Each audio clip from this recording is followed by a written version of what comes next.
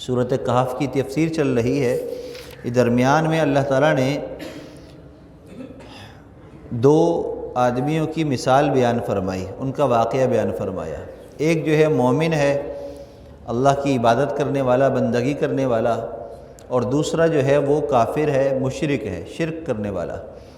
اب جو شرک کرنے والا ہے اس کا مال اچھا، اس کا مال زیادہ، اس کے باغ اچھے، ان کو سیراب کرنے کے لیے نہر اس کے پاس، پانی کا انتظام اس کے پاس، سب چیز۔ اور جو دوسرا تھا اس کے پاس تھی لیکن کم تھی، یعنی وہ غریب تھا، وہ زیادہ امیر تھا اس کے مقابلے میں۔ تو اب دونوں کی جب آپس میں ملاقات ہوئی، جو گفتگو ہوئی، اللہ نے اس کو بیان فرمایا کہ وہ جو زیادہ مالدار تھا وہ اس بات پر اکڑ رہا تھا کہ میں نے کیا، یہ کیا کیا، میں نے کیا۔ جیسے آج کل ہماری عادت بھی ہوتی ہے نا، وظیفے پڑھ رہے ہیں، کسی کام کے لیے کوشش کر رہے ہیں، نہیں ہو رہا۔ والدہ نے پوچھا کیا ہوا بیٹا، جاب لگی؟ نہیں لگی۔ کیا ہوا، کیوں نہیں لگی؟ بس اللہ کی مرضی۔ کیا ہو گیا؟ اللہ کی مرضی۔ جاب نہیں لگی، کہیں سے انتظام نہیں ہوا پیسوں کا، تو کس کی مرضی؟ اللہ کی مرضی۔ اور جیسے ہی جاب لگ گئی، یا جو کام کر رہے تھے اس کا انتظام ہو گیا، تو اب کوئی پوچھے بھی کیا ہوا؟ بس ہو گیا، میرے تعلق کام آ گئے، میں نے فلاں سے فون کروا دیا، میرا کام ہو گیا، فلاں میں نے یہ کام کیا، یوں ہو گیا، میں نے انٹرویو ایسا زبردست دیا، انہوں نے فائل دیکھی، مجھے فوراً رکھ لیا۔ اب کیا ہو گیا؟ میرے فائل، میرے تعلق، میرے پیسے، میری صلاحیت، اب یہ ہے۔ یعنی کام ہونے پر انسانی فطرت یہ ہے، وہ اپنی طرف منسوب کرتا ہے، اور کام نہ ہونے کو اللہ کی طرف منسوب کرتا ہے۔ اور ہونا کیا چاہیے؟ ہر حال میں ہر چیز اللہ کی طرف منسوب ہونی چاہیے۔ بھئی کام نہیں ہوا، اللہ کی مرضی، لیکن ہو سکتا ہے میری کوئی کوتاہی بھی ہو، کیونکہ نہیں ہو رہا نا، تو اپنی طرف بھی منسوب کرے۔ ہو سکتا ہے میری کوئی کوتاہی ہو، کام نہیں ہو رہا، میں نے صحیح بات نہ کی ہو، میرا ایٹیٹیوڈ ان کو پسند نہ آیا ہو، یا میرے جو ہے نا مارکس ان کو پسند نہ آئے ہوں، اس لیے میری غلطی ہے۔ کام ہو گیا، اللہ کا شکر ہے، اللہ نے کام کرا دیا۔ کس نے کرا دیا؟ اللہ نے کرا دیا۔ تو یہ جو جملے ہیں، یہ جو مزاج ہے، یہ اللہ کو پسند ہے۔ اس لیے کہ دیکھیں، ہماری بدن ہو، ہمارا سانس ہو، ہماری رزق ہو، ہماری نوکری ہو، ساری چیزیں کون دے رہا ہے؟ اللہ دے رہا ہے۔ اللہ کی مرضی اور حکم کے بغیر ہمیں کچھ مل نہیں سکتا، لہذا ہمیں ہر حال میں اللہ کی طرف ہر چیز کو منسوب کرنا چاہیے۔ اب اس بندے نے ایسا نہیں کیا، اپنے باغوں کو دیکھ کر اکڑ گیا اور تکبرانہ باتیں کرنے لگا، تو اللہ کو یہ بات پسند نہیں آئی۔ یہ تو مومن دوست تھا، وہ سمجھانے لگا، دیکھ بھئی ایسا نہ کر، تو باغ میں داخل ہوا تھا تو یوں کہتا کہ ماشاءاللہ لا قوت الا باللہ، اللہ نے کیا شان ہے، اللہ کی کیا شان ہے، اللہ نے اتنے خوبصورت باغ بنائے ہیں اور اس کا مالک مجھے بنا دیا، اس کا مالک مجھے بنا دیا۔ اب یہ شکر والے کلمات ہے، لیکن یہ نہیں کہے، بلکہ اس نے تکبرانہ بات کی۔ تو اللہ فرماتے ہیں اس کی تکبرانہ بات کی وجہ سے اس کا مال ضائع بھی ہو گیا، اور اس کے لیے مصیبت بھی کھڑی ہوئی کہ وہ حسرت کرتا رہ گیا۔ ایک حدیث مبارکہ ہے، مومن مرد اور مومن عورت کو اس کے جان، مال اور اولاد پر تکلیفیں پہنچتی رہتی ہیں۔ کبھی مال کا نقصان ہو گیا، کبھی کم ہو گیا، کبھی اولاد کی طرف سے بیماری آ گئی، کبھی کچھ ہو گیا، کبھی جو ہے نا اور معاملات اس طرح کے، کبھی کسی کو اللہ نے اولاد دے دی، کسی کو نہیں دی تو اب وہ جو ہے نا کوئی بیمار ہے، کوئی مسائل کا شکار۔ اکثر ہم لوگ سب کے ساتھ یہ معاملہ ہوتا ہے، ہمارے گھروں کے اندر یہ معاملات ہوتے ہیں۔ تو اللہ کے محبوب صلی اللہ علیہ وسلم فرماتے ہیں، مومن مرد اور عورت پر، اس کے مال اولاد پر، اس کی جان پر آزمائشیں آتی ہیں، تکلیفیں آتی رہتی ہیں، یہاں تک کہ اس کی زندگی پوری ہوتی ہے، وہ اللہ سے ملاقات جب کرتا ہے، یعنی مر جاتا ہے، تو وہاں پر اس کے سارے گناہ بخش دیے جاتے ہیں، سارے گناہ بخش دیے جاتے ہیں۔ کیا مطلب؟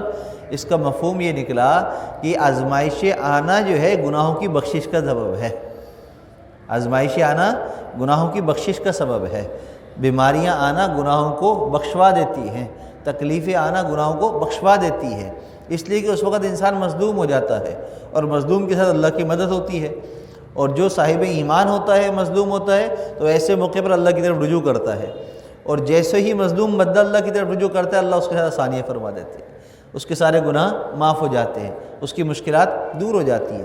تو اس لیے ہمیں بھی ایسا کرنا چاہیے، جب بھی حالات آ جائیں، کوئی پریشانی آ جائے، تو ہم اللہ کی طرف رجوع کر لیا کریں۔ اس میں بعض دفعہ ایسا ہوتا ہے کہ حالات ختم نہیں ہوتے، وہ تو چلتے رہتے ہیں، لیکن اللہ کی طرف رجوع کرنے کی وجہ سے ہمارے گناہ معاف ہو جاتے ہیں، ہمارے لیے اور موقعوں پر اللہ آسانیاں فرما دیتے ہیں، اللہ کی مدد اور صورتوں کے اندر آ جاتی ہے۔ تو اس لیے کبھی بھی ہمیں ناشکری اور تکبرانہ جو ہے کلمے اختیار نہیں کرنے چاہیے۔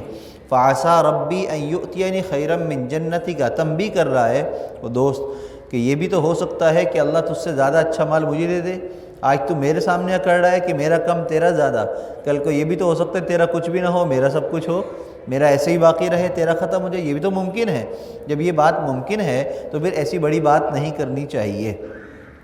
اصل میں آج ہمارے ذہنوں کے اندر ایک بات ہے، وہ کیا ہے، ہم یہ سمجھتے ہیں کہ ہم جب بڑے ہوتے ہیں، لڑکپن کی عمر سے آگے نکلتے ہیں، کام کاج کی عمر میں آتے ہیں تو ہماری نوکری لگتی ہے، اب پیسہ آ رہا ہے، کیا آ رہا ہے، پیسہ آ رہا ہے، بیسیاں ڈال لیتے ہیں، بعض دفعہ ایسی اچھی نوکری لگ جاتی ہے تو یوں ہی انکم اتنی ہوتی جمع ہونا شروع ہو جاتی ہے، بینک میں جمع کرا دیے، جب کچھ رقم ہاتھ میں آتی ہے تو ہم کہتے ہیں یار پیسہ سب کچھ ہے، کیا ہے، پیسہ سب کچھ ہے، اب میں کچھ بھی کر سکتا ہوں، گاڑی لے لوں، میں یہ بائک لے لوں، میں اپنی پسند سے کہیں کھا لوں، میں چلا جاؤں۔ وہ پیسہ جب آتا ہے تو انسان کا دماغ اس طرف منتقل ہو جاتا ہے، شیطان و نفس انسان کو اس طرف لگا دیتا ہے، آہستہ آہستہ یہ بات اتنی پختہ ہو جاتی ہے کہ مالدار کو یہ غلط فہمی لگ جاتی ہے کہ مال کا آنا جو ہے میری خوش قسمتی ہے، میری خوش نصیبی ہے، حالانکہ مال کا مل جانا خوش نصیبی نہیں ہے۔ کیوں؟ اس لیے کہ اگر مال کا مل جانا خوش نصیبی ہوتی تو قارون سب سے بڑا خوش نصیب تھا، وہ تو مالدار تھا، اتنا مال تھا اس کا کہ کئی اونٹوں پر، سینکڑوں کی تعداد میں اس کے اونٹوں پر جو ہے اس کے خزانے کی چابیاں ہوتی تھیں، تو خزانے کتنے ہوں گے؟ جب اس نے اللہ کے حکم کو نہیں مانا، حضرت موسیٰ علیہ السلام نے کہا زکوٰۃ دو، اس نے نہیں دی، اس نے کہا میں اپنی مرضی سے دوں گا، تو اللہ کو بات پسند نہیں آئی تو اس کو اس کے خزانے سمیت زمین میں دھنسا دیا اللہ نے۔ تو مال کا آنا جو ہے یہ خوش قسمتی نہیں، خوش نصیبی نہیں، بلکہ یہ تو ڈر کا موقع ہوتا ہے کہ اللہ سے رجوع کرنے کا، کہ اللہ تو نے مال دیا ہے، اس کا حق ادا کرنے کی توفیق عطا فرما دے۔ اور اس کا حق کیا ہے؟ سالانہ زکوٰۃ ہے اور روزانہ صدقہ خیرات ہے، اور ضرورت مندوں پر اس مال کے حصے کو خرچ کرتے رہنا، یہ ضروری ہے۔ ہم بعض دفعہ سمجھتے ہیں زکوٰۃ دے دی بس چھٹی، نہیں، جو مالدار ہے زکوٰۃ دینے کے بعد بھی اس کے بعد اتنا مال ہے کہ وہ ضرورت مند کی ضرورت پوری کر سکتا ہے تو اس پر ضروری ہے کہ وہ ضرورت مند کی ضرورت پوری کرے، اس پر بھی اس سے پوچھ ہوگی۔ اب ایک بندہ مالدار ہے ہی نہیں، اب اس کے پاس کوئی ضرورت مند آتا ہے، اس کے پاس ہے ہی نہیں دینے کو، تو اس سے کوئی پوچھ نہیں ہے۔ جس کے پاس ہے اور اس سے کوئی سوال کر لے اور وہ نہ دے تو یہ پکڑ کا باعث ہو سکتا ہے۔ تو اس لیے یہ خوش فہمی میں ہم نہ رہیں کہ مال کا بڑھ جانا خوش نصیبی، خوش بختی ہے، نہیں، بلکہ یہ تو آزمائش ہے، یہ تو آزمائش ہے۔ انما اموالکم واولادکم فتنہ، اللہ فرما رہا ہے بے شک تمہارا مال، تمہاری اولاد تمہارے لیے آزمائش ہے۔ فتنہ کہتے ہیں عربی زبان میں آزمائش کو۔ آزمائش کے کیا مطلب؟ اللہ دے کر آزما رہے ہیں کہ تم اس کا حق ادا کرتے ہو کہ نہیں کرتے ہو، شکر ادا کرتے ہو کہ نہیں کرتے ہو، اور اگر نہیں کریں گے تو پھر کیا ہوگا؟ ضائع نہیں ہوگا، رہے گا، لیکن ایک وقت تک ڈھیل ملتی رہے گی، ڈھیل ملے گی۔ بعض دفعہ کیا ہوتا ہے، انسان سمجھتا ہے کہ میری زندگی تو بڑی اچھی گزر رہی ہے، اور گزر رہی ہوتی ہے، کھا رہا ہے، پی رہا ہے، گھوم رہا ہے، پھر رہا ہے، پیسہ خوب ہے، اب اس میں ملاوٹ والا پیسہ ہے، توبہ نہیں کر رہا، رجوع نہیں کر رہا، حق ادا صحیح کر نہیں رہا، خرچ بھی نہیں کر رہا، زکوٰۃ بھی صحیح نہیں دے رہا، تو اس کا اینڈ کیا ہوتا ہے؟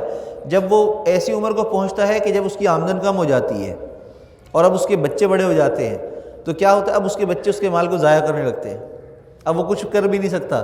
بیوی کہتی ہے مکان میرے نام کرو، بچہ کہتا ہے گاڑی مجھے دو، فلاں کہتا ہے یہ مجھے دو، اب جو ہے نا باپ ہاتھ پہ ہاتھ رکھ کے بیٹھا ہے اور پریشان کہ کیا کریں، اولاد ایسی، میں نے ساری زندگی محنت کی، دیکھو اب میری کہنا نہیں مان رہے۔ میں کہنا کیوں نہیں مان رہے؟ اس لیے کہ تم نے ساری زندگی پیسہ جمع کرنے میں اللہ کی بات نہیں مانی۔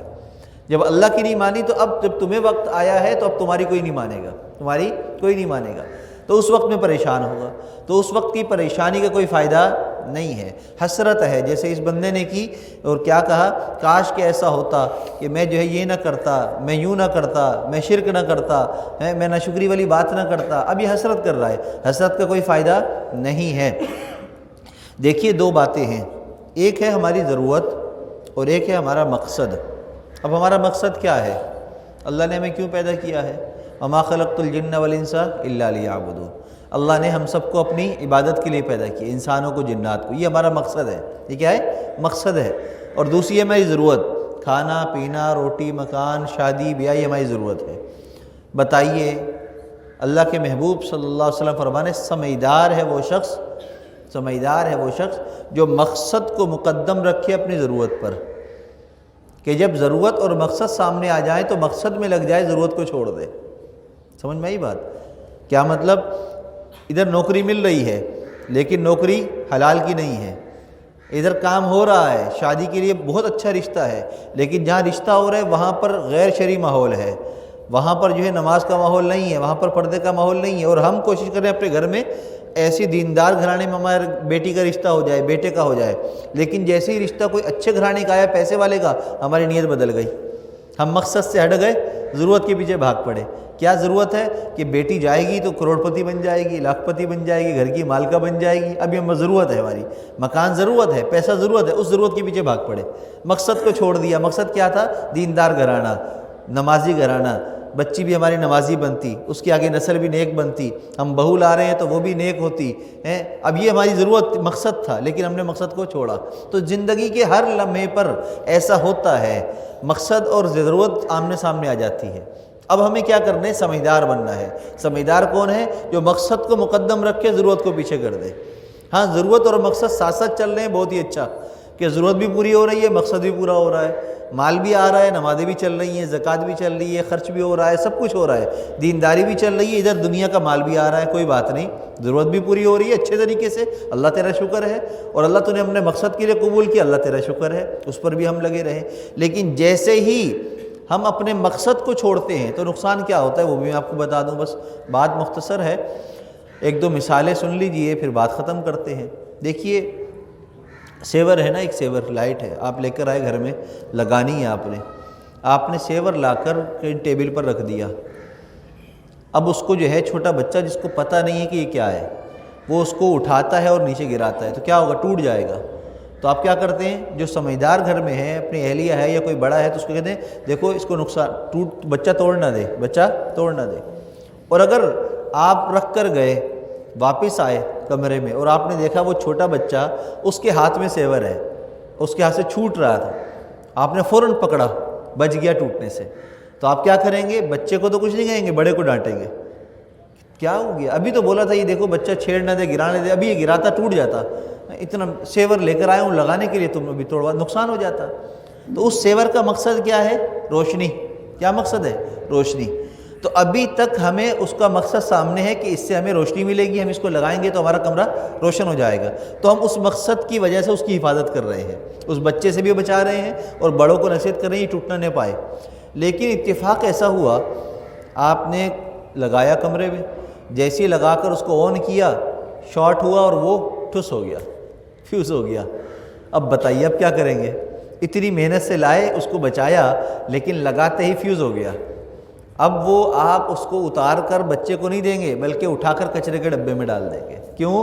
اس کا مقصد ختم ہو گیا۔ اس کا مقصد تھا روشنی، اس سے مقصد تھا لائٹ کے اندر استعمال کرنے لائٹ کے لیے، لیکن اب اس کا مقصد باقی نہیں رہا، فیوز ہو گیا یا وہ ٹوٹ گیا۔ تو مجھے بتلائیے کہ اب اس کو آپ سنبھالیں گے؟ نہیں سنبھالیں گے، اس کو آپ کچرے میں پھینکیں گے، اس لیے کہ اب یہ کچرے والی چیز ہے، اس سے نقصان نہ ہو جائے، ٹوٹے گا تو کانچ سے نقصان ہو جائے گا، لہذا اب اس کو وہاں پھینک دو۔ وہی سیور جب آپ دکان سے لائے تھے تو کچرے میں نہیں پھینک رہے تھے، کیوں نہیں پھینک رہے تھے؟ مقصد اس کا موجود تھا کہ اس کو لگائیں گے تو روشنی آئے گی، لیکن لگانے پر جب روشنی نہ ملی تو آپ نے اس کو کچرے میں پھینک دیا۔ کیا پتہ چلا؟ مقصد پر جب تک جو چیز ہوگی وہ کارآمد ہوگی، اس کی قوت ہوگی، اس کی طاقت ہوگی، جیسے ہی وہ چیز مقصد سے ہٹ گئی تو وہ اب ہماری نظر میں فضول ہو گئی، ضائع ہو گئی، نقصان ہو گیا۔ بالکل ایسے ہی جب انسان اپنے مقصد پر ہوتا ہے تو اللہ کے ہاں بڑا قیمتی ہے۔ ہاں، فرشتوں سے اس کی حفاظت ہو رہی ہے، شیطان سے، اس کے شر سے اللہ اس کی حفاظت کر رہے ہیں۔ لیکن جب بندہ خود ہی اپنے آپ کو مقصد سے ہٹا لیتا ہے تو اللہ بھی اس کو پھر مخلوق کے حوالے کر دیتے ہیں۔ سمجھ میں آئی بات ہے؟